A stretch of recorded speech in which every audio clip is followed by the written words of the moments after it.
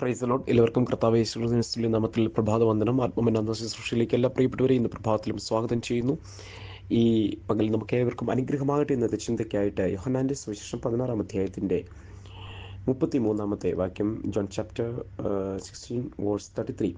ലോകത്തിലും കഷ്ടമുണ്ട്, എങ്കിലും ധൈര്യപ്പെടുവിൻ, ഞാൻ ലോകത്തെ ജയിച്ചിരിക്കുന്നു. വളരെ അനുഗ്രഹിക്കപ്പെട്ടൊരു വചനം, നമുക്ക് ഏവർക്കും വളരെ വളരെ വളരെ വളരെ പരിചിതമുള്ളൊരു ഭാഗവും വചനം കൂടിയാണ്.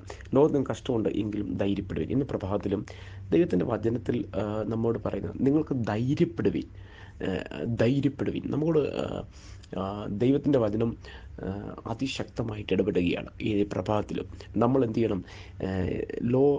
കഷ്ടങ്ങളുടെ നടുവിൽ നമ്മൾ ധൈര്യപ്പെടണം. രണ്ടാമത്തെ കാര്യം, ഞാൻ ലോകത്തെ ജയിച്ചിരിക്കുന്നു. അത് നമ്മുടെ ഏറ്റവും വലിയ വിശ്വാസവും ഉറപ്പും എന്ന് പറയുന്നത്.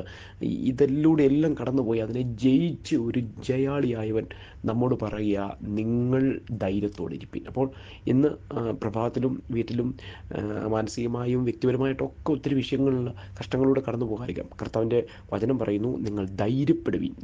അപ്പോൾ ധൈര്യത്തോടെ ഇന്ന് പ്രഭാതത്തിൽ എന്ത് ചെയ്യണം? നിൽക്കണം. എന്താണ്? ജയിച്ച ജയാളിയായ ഒരുവൻ നമ്മോട് കൂടെയുണ്ട്.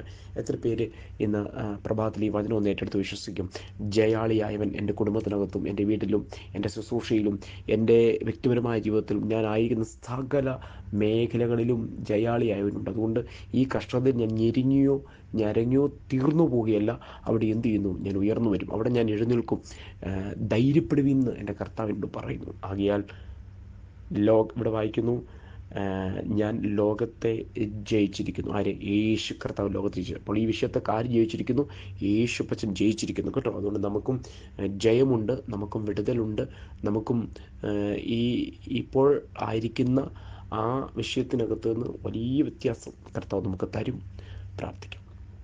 പരിശുദ്ധനായ ഞങ്ങളുടെ ദൈവമേ, സ്വർഗപിതാവേ, വചനത്തിനാട് സ്തോത്രം. എല്ലാവരെയും അനുഗ്രഹിക്കുന്നു. ശക്തമായിട്ട് എല്ലാവരെയും നടത്തണം. പ്രാർത്ഥന കേട്ടുകൊണ്ട് സ്തോത്രം. യേശു കർത്താവിൻ വിലയേറിയ നാമത്തിൽ തന്നെ. ആമേൻ, ആമേൻ. കർത്താവ് നമ്മെ എല്ലാവരെയും അനുഗ്രഹിക്കട്ടെ. God bless you in Jesus.